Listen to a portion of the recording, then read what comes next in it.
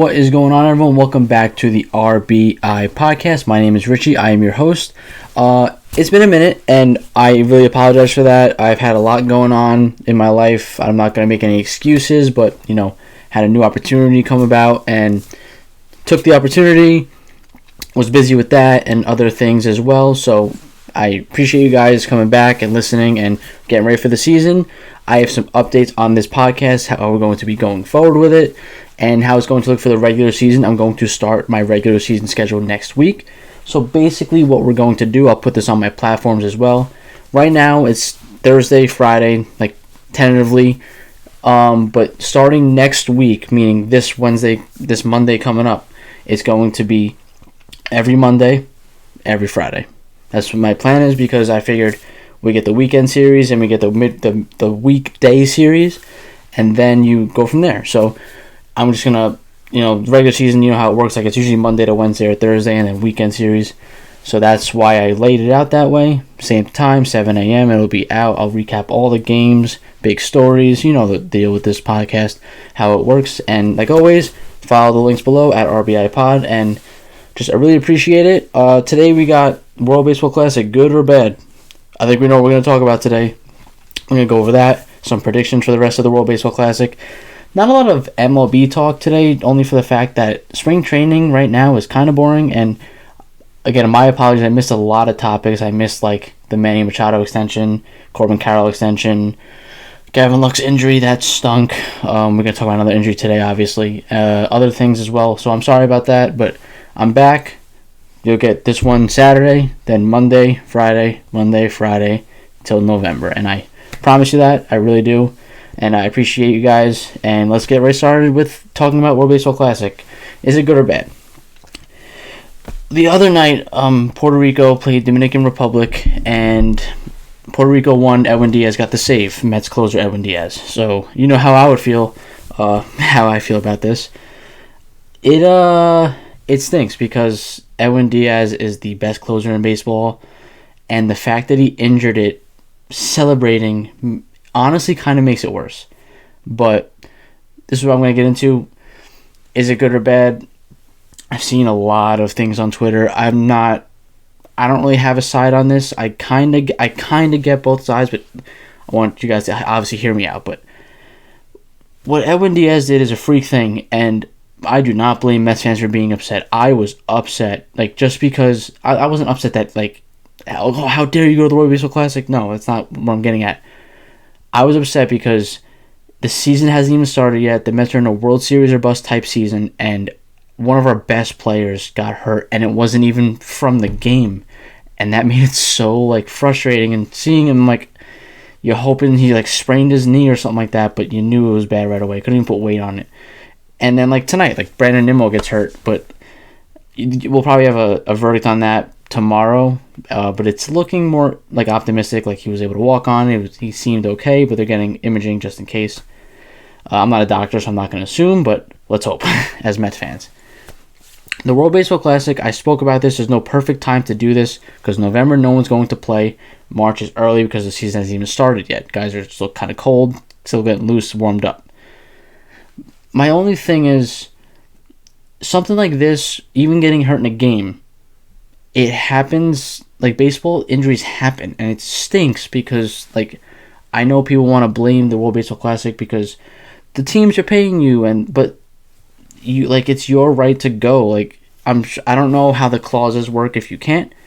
If for Diaz's case, it wasn't even he was throwing, he was celebrating. I think someone stepped on him. It was something that simple, and he tore his patellar, I believe. I think it's 8-month injury. It could be less, but it's a good assumption he's not going to be playing this year.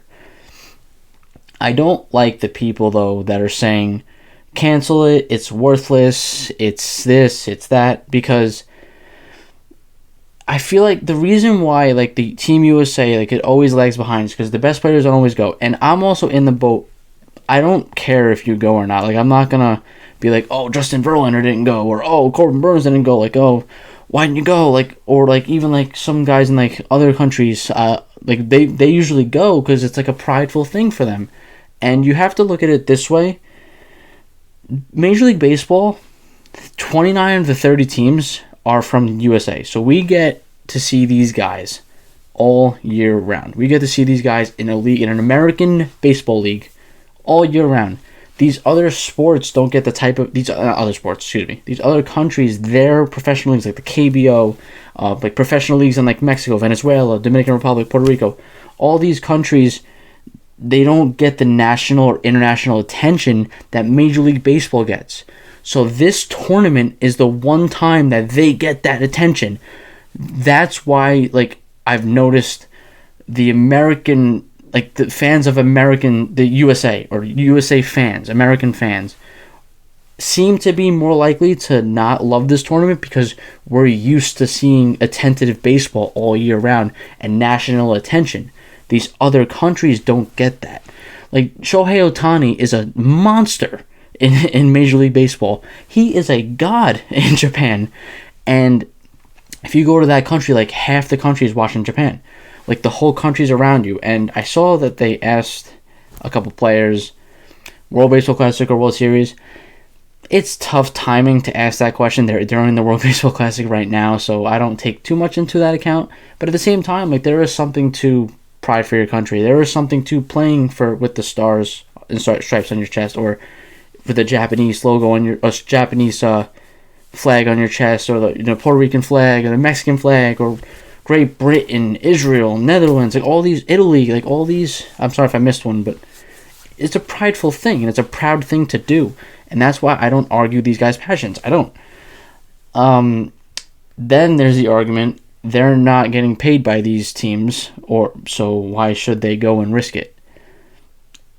You can get hurt doing anything, and I'm not saying like there's more risk obviously to doing this, because there is, but you can get hurt in spring training too. Like, you can get hurt running the bases, you can get hurt jumping up and down, you can get hurt getting hit by a pitch. Those things can happen in spring training.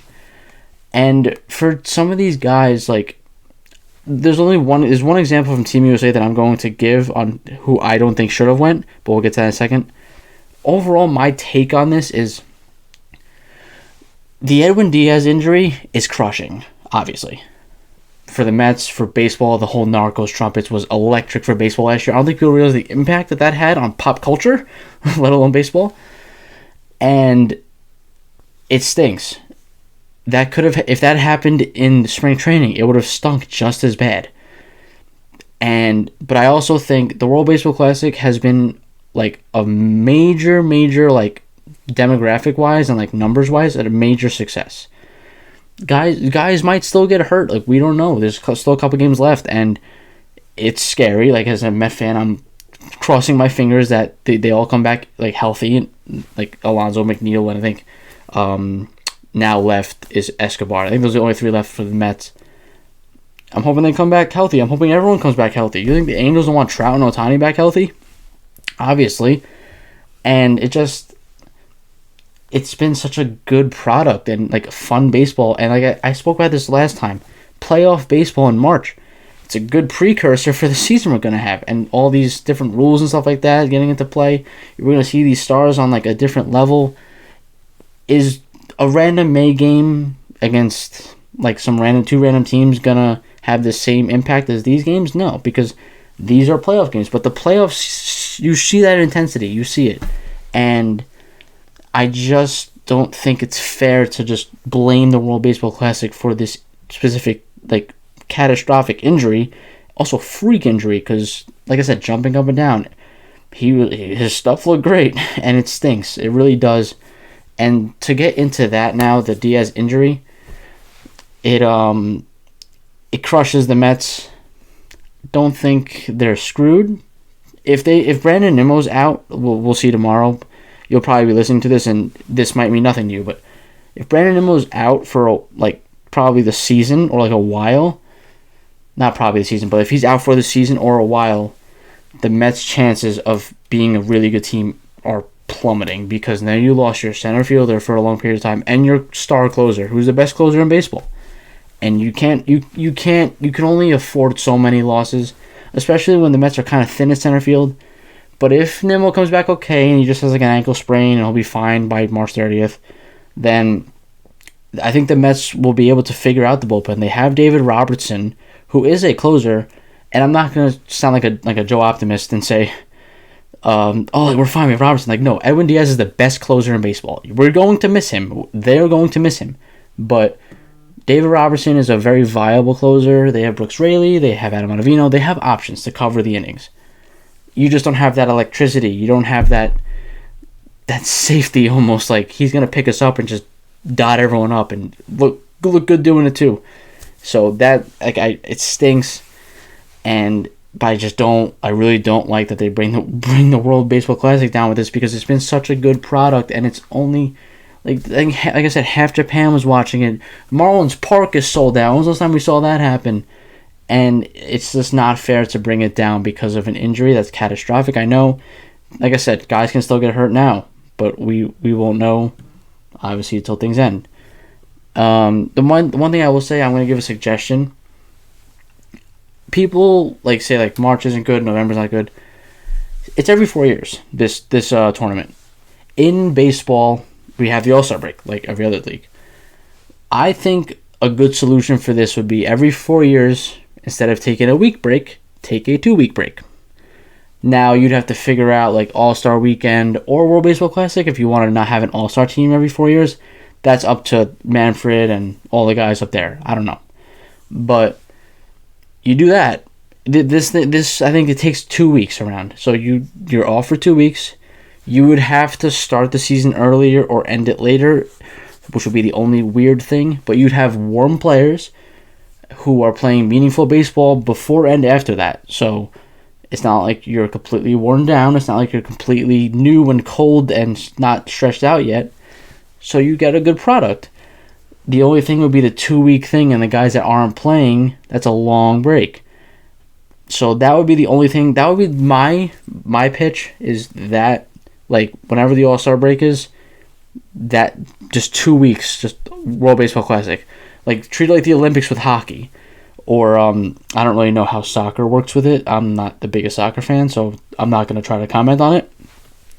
But I use the idea of the Hockey Olympics. It's kind of similar to that. It's the same timetable or time period for that, just like the World Baseball Classic. You put it in the middle, have a competition, we'll see what happens. So that's my take on that. And let me know in the comments what you would do. Do you like the World Baseball Classic? Do you hate the World Baseball Classic? Let me know. And, so now let's get to some predictions. So now we're done talking about, the World Baseball Classic, and do you like it, do you hate it? I'm going to do some predictions. We have one quarterfinal game left, and then the 2 semis and the finals. Oh, by the way, the podcast that comes out Monday is probably going to be mostly a preview of the finals. That's Tuesday. We're going to do a preview, and then the X Factors, I got to catch up with those. We are doing the NL West today, by the way. And I'm going to also talk about some prospects and who should be called up. But for now, World Baseball Classic predictions before we get any further. Right now, I think it's USA. They have to play Venezuela, who is loaded. Puerto Rico lost. And then I believe, and then USA plays Venezuela. And now Mexico is playing Japan, and the winner of USA-Venezuela plays Cuba.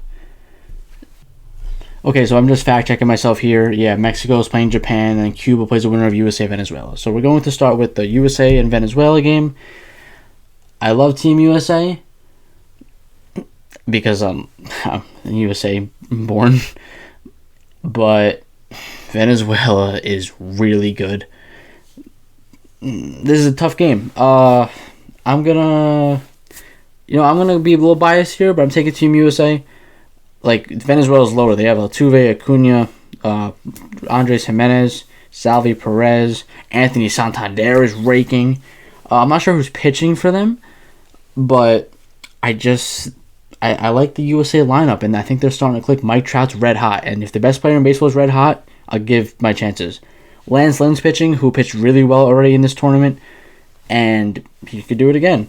And then you got Arenado, you got Goldschmidt, you got Alonso, you got McNeil, you got Turner, Betts. The list goes on and on and on. And I think that it's going to overwhelm Venezuela. I think if USA gets out to a little bit of a lead, they might falter. So I'm going to go America here. So America is going to be playing Cuba in the semifinals. But before that, we're going to go to the other side, Japan versus Mexico. I think this is where the Mexico run ends. Mexico's had a really good run. They've had a lot of good wins. Like they beat the USA. They've beaten Puerto Rico. They beat and then obviously they won 3-1 in their pool. But I think Japan is so overpowering and so dominant. And I am liking the kid Masataka Yoshida from the Red Sox more and more every day. He looks like a really good player. Obviously Ohtani and Darvish, and then a lot of guys that aren't even in the major leagues. This is what I'm talking about. Like, these guys are phenomenons in Japan, but we've never heard of them here. And they're just so dominant. And they dominated their pool. They made everyone look bad, to be honest. So Japan gets this win. And then I have USA versus Cuba. I think USA wins this game comfortably. Cuba, they went 2-2. They didn't really have the toughest quarterfinal. They played Australia. Props to like teams like Australia and Italy for making it to this far, as well as like Great Britain got a win. Nicaragua, I don't know if you heard about that story. The pitcher, he struck out, I believe it was Julio Rodriguez, Manny Machado, and I think Devers. Don't quote me, but it was 3 All-Stars. And he got a contract from the Tigers the next day. I think the kid's 19 years old. Like, those are the stories that are pretty cool about this tournament. And then the kid from Canada, 19, like, I know he didn't pitch well, but just to get up there and face those guys at 19 years old is something I don't think I'd be able to do at 19. And, like, just mentally, maturity-wise, like, that's insane and good for him, good for them, good just being able to compete on such a high stage at such a young age is so cool to me. But, so I think Cuba kind of snuck into the tournament part of this World Baseball Classic, but I think USA is a better team. They'll win this game. And then they face off against Japan, which you can't tell me there will be nothing more box office than Shohei Ohtani versus Mike Trout with the game on the line. Oh, if there is a baseball god, he will let us see that. That will be insane. I'm going to lean Japan here. Japan looks so dominant, and USA hasn't really looked like the dominant self we thought they were going to be. And I think a lot of that falls on the pitching being a little underwhelming. So I'm going to go Japan here. I think Ohtani and Darvish, that too, is better than Merrill Kelly and Lance Lynn. Or I think Brady Singer should be starting a game, but it is what it is. I know pitch counts are a little weird. So yeah, Japan is going to be my World Baseball Classic champion. But I'm going to preview the actual final that on Monday, like more in-depth with everything. If it ends up being USA-Japan, we'll pivot. But for now, Japan is the World Baseball Classic champion in my predictions. And yep, that's what I got for the World Baseball Classic today. But before we get into more Major League Baseball stuff, I just want to add, I spoke about before one player I thought on the USA that shouldn't be on the team is Bobby Witt Jr. And hear me out.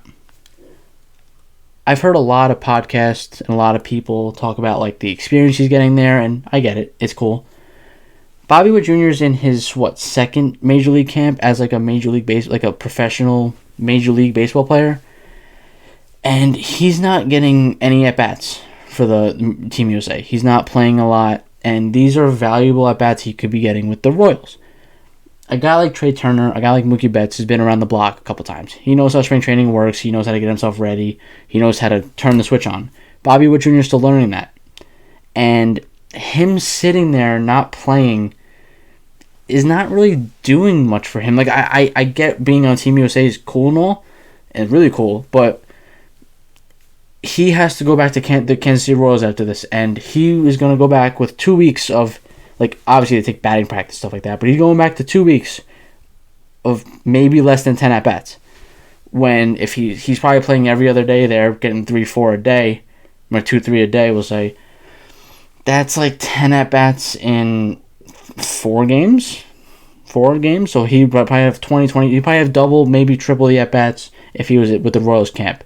The intensity, obviously I get it. I know I think he got a hit in the first game for the Team USA, but I just feel like for his, like, he's like the perfect storm of, he's so young and he's not playing. If he was playing, I wouldn't care. Like, Julio Rodriguez is playing, so like he played with Dominican, like he was a starter, so it doesn't count. He's not playing. He's blocked by Tim Anderson, Trey Turner.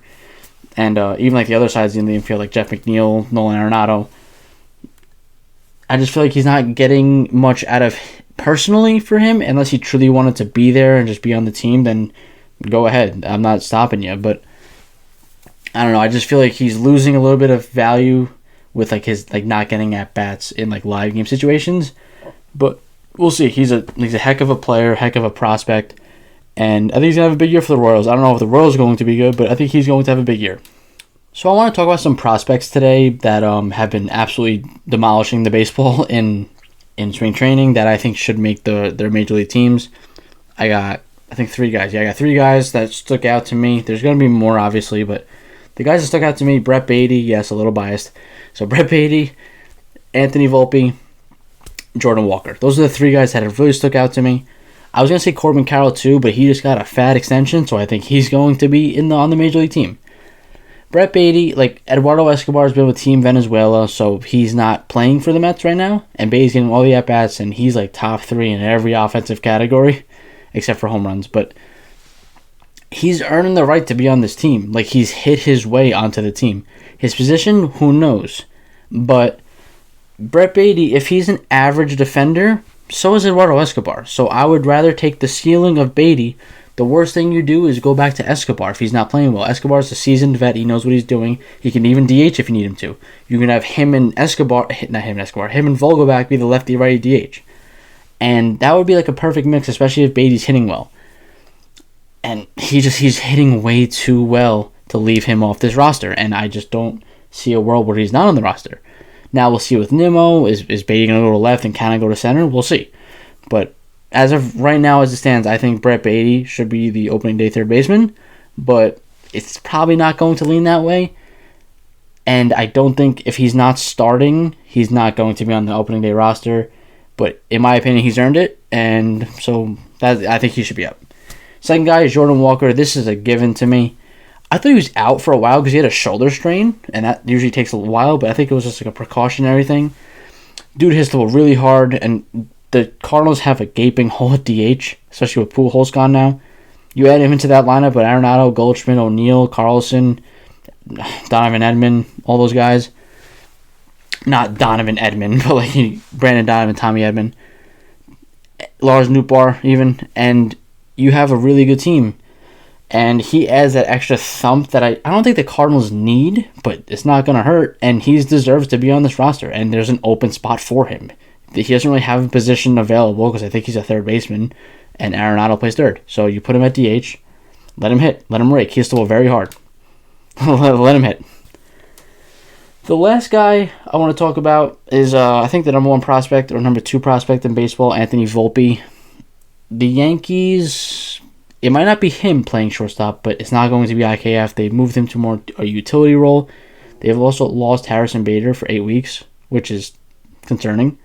But so they're going to put IKF in center, probably put Judge in center as well, move guys around. But it looks like it's going to be Oswald Peraza or Anthony Volpe at shortstop. Volpe's kind of earned it, and he's not just hitting well, which that's the one thing that sticks out to a lot of fans. He runs the bases very well. He plays very good defense. He's an athlete. He's a do-it-all player, and I think that's the role he's going to have on the Yankees. He's not going to be a superstar yet. He could be, but his floor is high because he does everything well. If he's not hitting well, he'll give you good defense. If he's not hitting well, he'll run the bases well. If it's a little bit of a fielding lapse, he'll do other things well. And that's so important for a young guy because it gives you a floor and gives you a reason to be on the Major League roster before you really take that jump. So those are the 3 guys I'm going to talk about. And then obviously, like I said, Corbin Carroll just got a big extension. I truly think he can take that Julio Rodriguez jump. I don't want to say jump, but that like jump the team almost. And be such a dominant player. Maybe win Rookie of the Year and MVP votes even if they do well.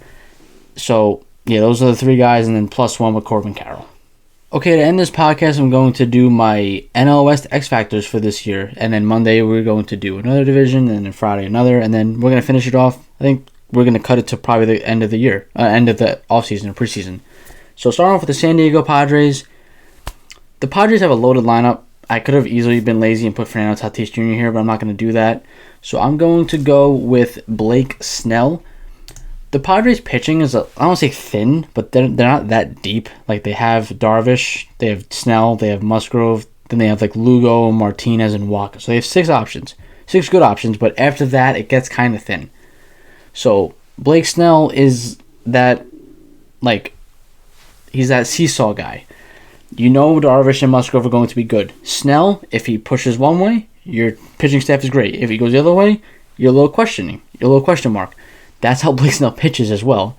He'll have one start where he goes 7 shut, 10 strikeouts. Another one with 4 innings, 6 walks, 5 runs, 3 hits, like something crazy like that. And I think he just really needs to find consistency. I don't know if he can find it.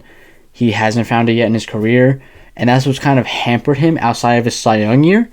He's a really good pitcher. He's got really good stuff, but usually like location and control is usually what hurts him. Command usually what hurts him a lot.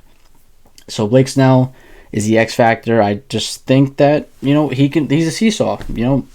He's going to have to start a playoff game, and if he can't pitch well, who knows? Like, he didn't pitch well against the Mets, but Musgrove and Darvish dominated, and it was a 2 out of 3 series. So that's just law of math. So Blake Snell, X factor for the San Diego Padres. Next up, I got the Dodgers. The Gavin Lux injury opened up a hole at shortstop, and Miguel Rojas is going to fill that role. But I think a more important player, and the guy that kind of got lost in the shuffle last year, is Chris Taylor. Chris Taylor is the ultimate utility guy. I think he made an all-star game a couple years ago doing that role. And like I said, he got lost in the shuffle last year.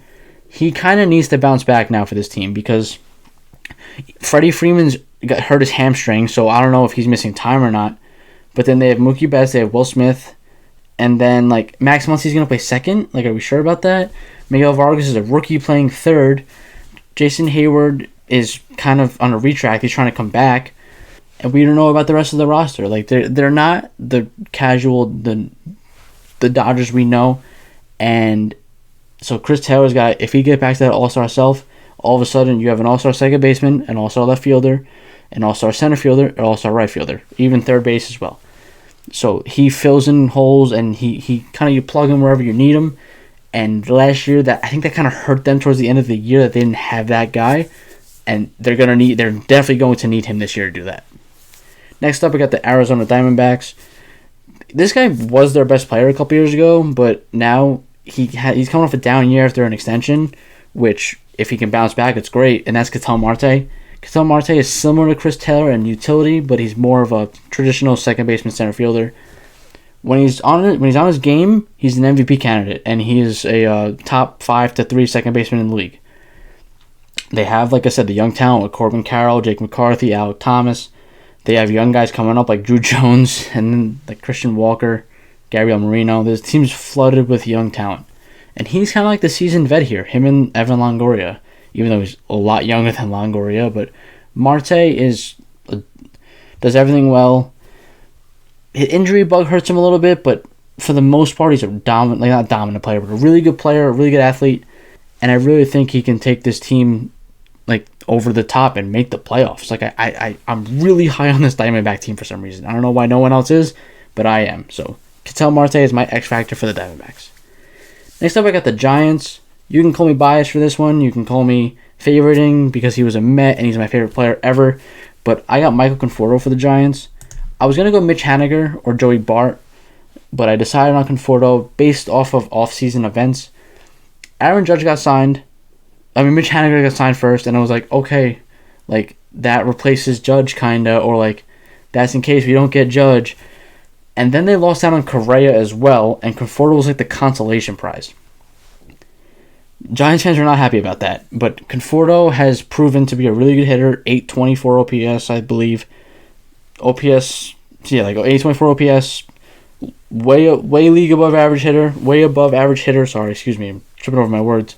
He didn't play last year, but he's had a really good spring. I think he's top 3 in home runs. He's hitting, I believe, over 300. And he's just due for a big year, I feel like, because 2021 was not treated him well, but 2017 to 2020 were really good years. And I feel like that's the player he is more than that one season. And if he could just stay healthy, and you're going to play right field every day probably, or left field every day, there's a chance he's the best hitter on this team when he's at his best. he's a 30 homer guy. He's probably not going to have the highest average, but he walks a lot, good eye, gap to gap guy, like good fielder. He's a pretty like all around good player, and the Giants kind of need a bat, and him and Haniger are really good options. So I went with him just because of what happened in the offseason and the last year he didn't play and all that, and how he could be such an X factor. There you go, X factor, and really be a thump in the middle of that lineup. So Michael Conforto is the X factor for the Giants. And now last up, we have the Rockies, who I have Chris Bryant. Chris Bryant he was on an MVP track, and it's just a shame that injuries got him. He signed with the Rockies. The Rockies aren't really looking to win, it seems like. Their owner came out and said that they were trying to go 500, which isn't what you want to really hear from your owner, but, is what it is. Everyone's got different priorities. Chris Bryant, he won an MVP, won Rookie of the Year, won a World Series, so he's seen the glory. He's also seen the downs of barely playing last year because of injuries. But I think he can be an X factor. I think he could be something that Rocky fans can cheer about. If he could be the player he is, there's no reason he can't get back to that MVP form, especially in Coors Field. All that room out there, and you can hit a 35 home run, no problem. So Chris Bryant is my X factor for the Rockies. I'm not going to go too much into him. It's hard to have an X factor when your team's not supposed to be good, but he's the one guy that can really bring excitement for the Rockies, in my opinion. Okay, that is all for today's episode. I appreciate you guys listening, and like I said, the next episode will be out Monday, so be ready for that one. Be ready for YouTube Shorts, TikToks, Instagram, all that stuff. I'm going to start really getting active with this. Like I said, I'm sorry. I kind of took a month hiatus. I had a lot of stuff going on. I wasn't home that much. I couldn't just sit down and record, to be honest. Check out, I'm going to have some quarterback stuff coming out soon for football. Maybe a baseball tier list. We'll see about that. But for now, this podcast will be guaranteed to you every Monday, every Friday, every single week from now until the end of the season. So I hope you guys come along on this ride with me. And I appreciate you guys listening, and I will see you guys on Monday. Peace out.